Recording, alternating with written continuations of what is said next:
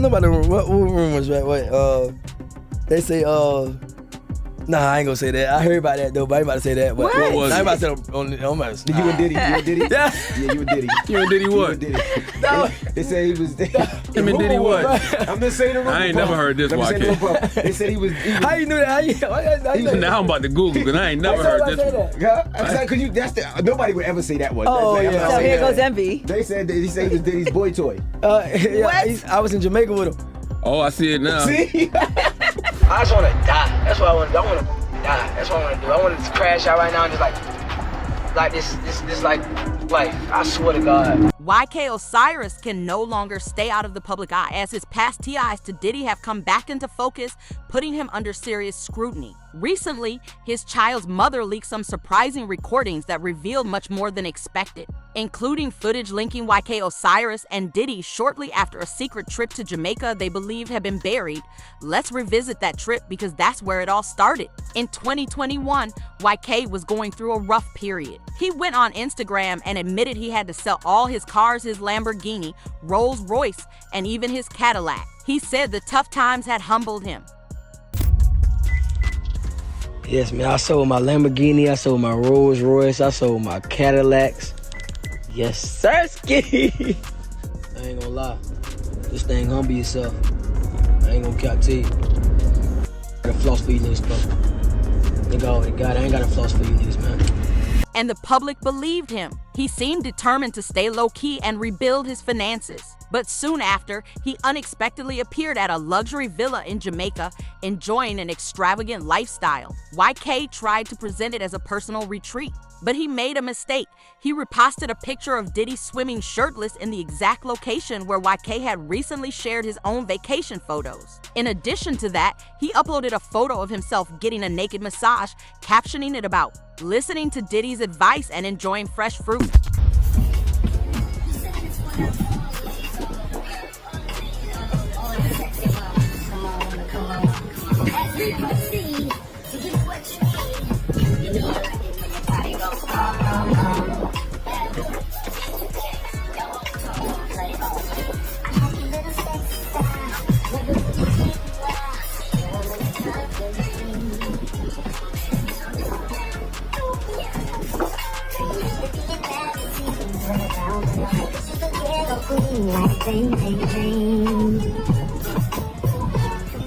He also posted a photo where he was leaning over a fruit platter, seemingly being served like royalty. Judging by the camera angle, many people suspected that Diddy might have been the one taking the picture.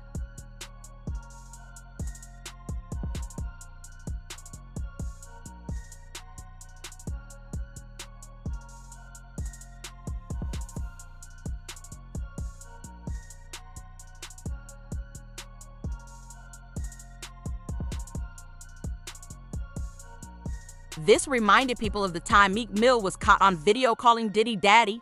It raised questions. Why would a grown man use that term for another unless there was something more going on behind closed doors? Hey, what's up, King Son? Man, you doing it, man. You deserve it, Daddy. You putting in that work. Proud of you. I love you. Yeah. There were also suggestions that Diddy may have covered the entire cost of the trip. This didn't seem like just a friendly vacation, it looked sponsored. And that's when YK's baby mama joined the conversation and made a direct statement. In her post, "Stop asking me what happened. I caught him with a man." Suddenly, the pieces began to fit together. And she didn't stop there. She strongly implied that she holds video-proof recordings from that Jamaica trip that might expose everything. There are reports suggesting she's ready to release these videos. If you've kept up with Diddy's ongoing legal issues, you'd know this isn't the first time people have talked about incriminating footage. It's been rumored that there's an entire collection of compromising videos involving well-known figures, questionable behavior, and connections to Diddy's inner circle. Say that again, back up. You're saying that there's tapes and they're being shopped? Yes, there have been people already shopping. We've heard about the tapes, but Yes. the shopping thing is Yes, new. there already have been tapes leaking around Hollywood, being shopped around to individuals in Hollywood. Later on, YK appeared on The Breakfast Club to respond to the situation. But as soon as Charlamagne brought up the boy toy allegations, the energy shifted immediately. YK became noticeably uneasy, avoided making eye contact, and kept tugging at his hoodie like someone trying to hide. He verbally denied everything, laughing as if to brush it off. But his body language suggested something else. It left people thinking there could be some truth to the story. I don't know about the what rumors, right? Wait, they say, nah, I ain't gonna say that. I heard about that though, but I ain't about to say that. But What was I ain't it? about to say on my. Did you and Diddy? You and Diddy? Yeah. Yeah, you and Diddy. You and Diddy You what? and Diddy. No. They said he was. Him and Diddy what? I'm just saying the rumor. I ain't never heard this, I'm just saying the YK. rumor. They said he was. How you knew that? How you know that? Now I'm about to Google because I ain't never heard this one. Yeah, because you. That's the. Nobody would ever say that one. Oh, I'm yeah. not So saying here that. goes envy. They said he said he was Diddy's boy toy. Yeah, What? I was in Jamaica with him. Oh, I see it now. See? I was in YK Jamaica Osiris with in Jamaica with his alleged boo Diddy. See? So you talk about Diddy new boy toy, YK Osiris. Why you did this to Diddy, man? It's messed up, man. him. Nah, Why you even bring that up, I'm Envy? just asking about rumors so he can clear it up. That's what the breakfast was. I didn't even You know think he that. needed That to ain't nothing clear that that needs to be cleared up. Who believed That that? ain't nothing to be cleared That's why I up. say I don't know what happened about that. It seemed like he was mentally revisiting whatever took place in Jamaica, and it was clearly unsettling. He appeared genuinely rattled. In the Hollywood space, when someone reacts that strongly to a rumor, it often points to some level of truth behind it, and just when it felt like the story had reached its peak, Drake's name entered the discussion. Drake has frequently been the subject of quiet speculation, with people raising questions about his personal life but never providing real proof. Then, an old clip resurfaced showing Drake urging YK to sing after losing a $60,000 bet. But the interaction, the tone, and the body language didn't seem like playful banter. It felt more like a subtle assertion of control than a simple request. You owe me 60 bands, and you have to perform the song right now in the crib. What are we talking about? What are you talking about? I'm giving you an out. I'm not Baby. I'm not Boosie. You don't owe me no 2 rags, 5 rags. You owe me 60 bands. I'm playing the song right now. You ready? I need a full. Huh? You won't owe me no money right now. I swear. I need a full performance though. The real shit though.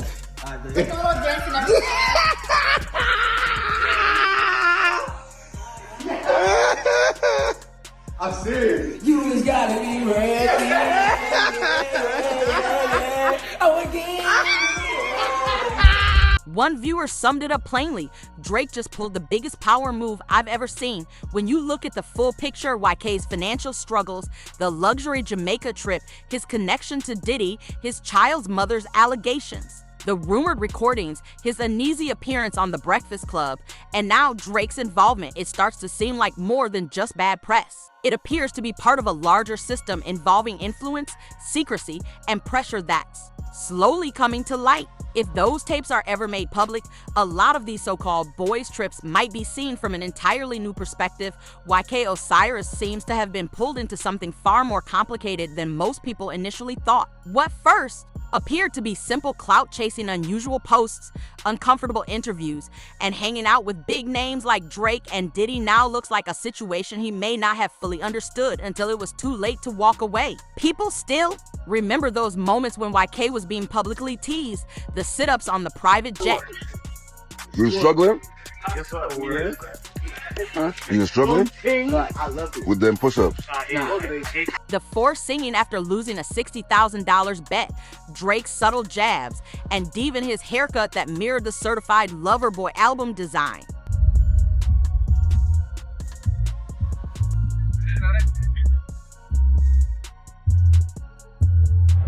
There's also the owl tattoo on YK's leg, directly tied to Drake's OVO brand, which added to the impression that YK was being treated more like a mascot than a peer. The overall vibe felt uncomfortable, as though he had little agency in these situations. It didn't appear to be a true friendship, it seemed more like a show of dominance. One commenter didn't hold back. This is starting to feel weird. YK really comes off like someone being kept. Another said, it's almost like a humiliation ritual. There are unsettling things happening behind the scenes we don't get to see. Sadly, the situation worsened. YK eventually broke down during a live stream. He admitted he no longer wanted to live. He said he felt used, broke, and empty. He talked about being haunted by his own struggles and explained that the music industry didn't provide him with any real emotional or financial satisfaction. In his own words, the industry isn't real. The love isn't real. Even the people are fake. I just want to die. That's what I want to do. I want to die. That's what I want to do. I want to crash out right now and just like this like life. I swear to God. It is, man. This industry is not what you think it is. Don't let these people fool you, man. Before in the social media, I'm gonna give y'all a little background of me, man. Like, my life is not perfect, man. Don't think because I'm on Instagram showing this, showing that, I don't got a perfect life either. And I want you to understand that just because all these rappers show all this money and show all this fame, don't think their life is good. It's not. These people are always faking and let you know that this is not what y'all want. Do something that's low-key. Do something that can help you out other than being a target or a flashy. Because God can take this away from you real quick, and it's not a blessing from God. And I tell people that 24/7, this is the devil's game. It is not. This is not. Let's be clear, that moment wasn't staged. It was real pain coming through. His tone was honest, showing someone genuinely going through a difficult time. He said, don't bring up Drake or Lil Baby. They don't associate with me anymore. He made it clear he has no friends, no team, no support system, just himself, feeling isolated and broken. YK directly criticized the music industry for what it truly represents. He pointed out how some rappers publicly claim God's blessings while quietly being involved in very different activities. He didn't have to explain further. Everyone understood what he meant. The yachts, the luxury, the trips with powerful figures, those perks always come with a cost. And it's not only about money, it's also spiritual. YK admitted that while he's in the industry to provide for his family, it doesn't feel right to him. He described the music business as a trap, one that pushes artists toward harmful behaviors like substance abuse and emotional struggles just to maintain a positive public image. Behind the scenes, there's a system that builds up young talent, uses them, and discards them when they no longer serve a purpose. At this stage, Diddy's name came up again. If anyone represents that system, many would say it's him. The yacht parties, private getaways, leaked videos, legal issues, silence, and persistent reports about artists being flown out, receiving gifts, and eventually being controlled. It all follows the same pattern. And who introduced YK to Diddy? Ray J. Yes, Ray J. He showed up at YK's birthday, giving speeches about creativity and brainstorming ideas. But YK's response was different. He didn't seem pleased. His body language suggested he was being managed instead of genuinely celebrated. We live in the DR. Hey, listen. Happy birthday, my. Happy birthday, my. You know what I'm saying? We out here making sure we celebrate the homie V-Day. And then also, like, there's a lot of bags to get when you brainstorming amongst a lot of creative minds.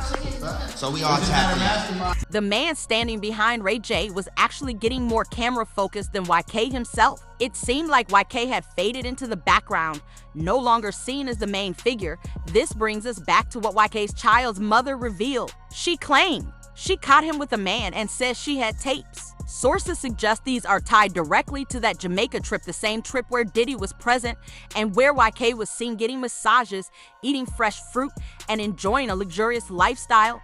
None of this adds up unless you begin to ask serious questions. Who paid for that trip?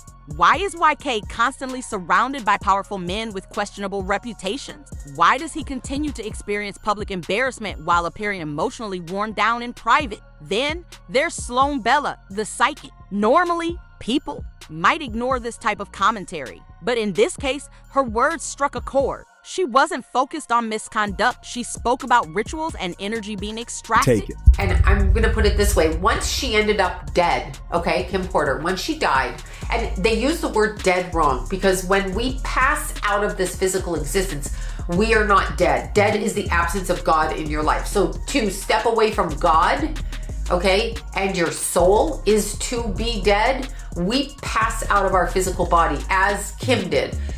But it's interesting because after she first passed, I am seeing this, after she first passed, she didn't really understand what happened to her, which is not uncommon.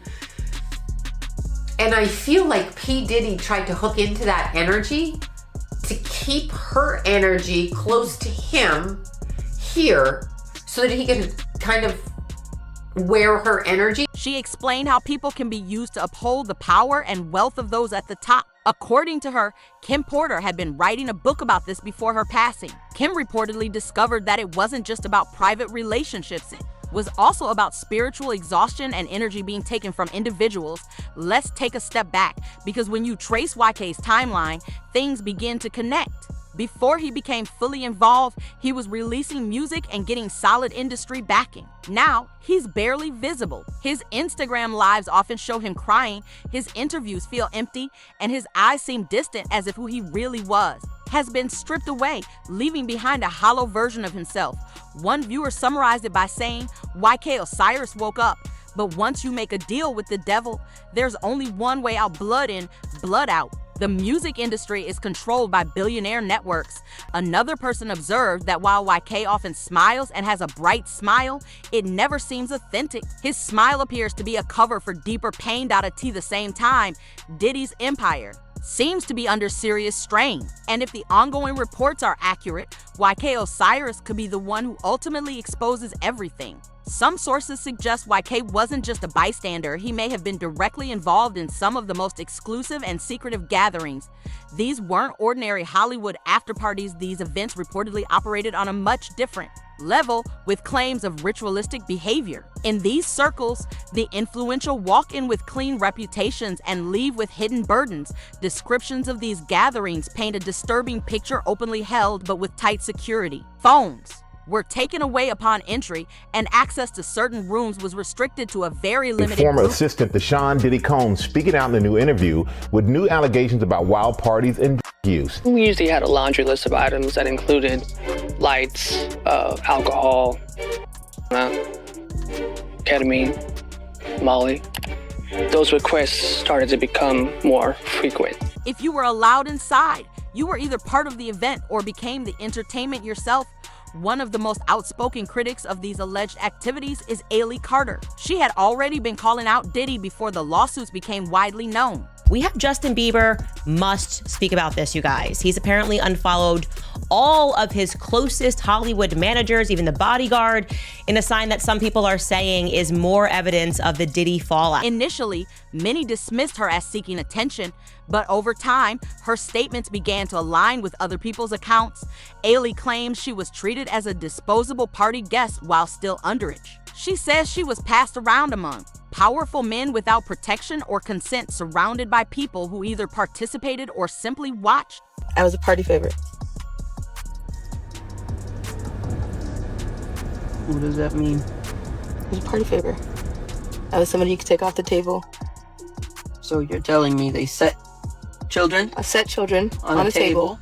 Like when you go to a birthday party and they have gift bags for everybody that comes that have candy and toys in them, Yep. and they set them on the table. So you're telling me at the freak off parties, they put children on the table instead of gift bags. If YK was present at any of those events, whether it happened once or multiple times, it raises difficult questions. Was he misled, pressured, or did he willingly participate, thinking he was simply forming relationships with influential people, only to later realize he was part of something far more troubling? Some believe he was fully aware. One commenter said, "I don't feel sorry for him. Most people in the industry know Diddy's reputation, but they still choose to follow him for success and fame." Let's be clear, figures like Diddy don't host these events for casual enjoyment. It's about control. Once they make you feel comfortable and pull you in deeply, they hold power over you. They collect evidence, gain leverage, and keep you quiet through multiple means, this could explain YK's recent behavior, the tears, emotional breakdowns, and the sense of desperation. He seems to be carrying significant emotional weight. There are rumors that YK may be ready to come forward. Allegedly, he has proof text messages, contracts, and possibly audio recordings. And as often happens when someone's status fades, so does their protection. They become vulnerable. That's usually when mistakes happen and information starts to leak.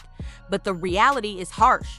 Whenever someone gets close to exposing this powerful circle, something tends to happen. There are overdoses. People vanish. Some are discovered after unexplained solo trips. It seems like a recurring pattern, a warning sign, as if steps are taken to prevent the truth from coming out.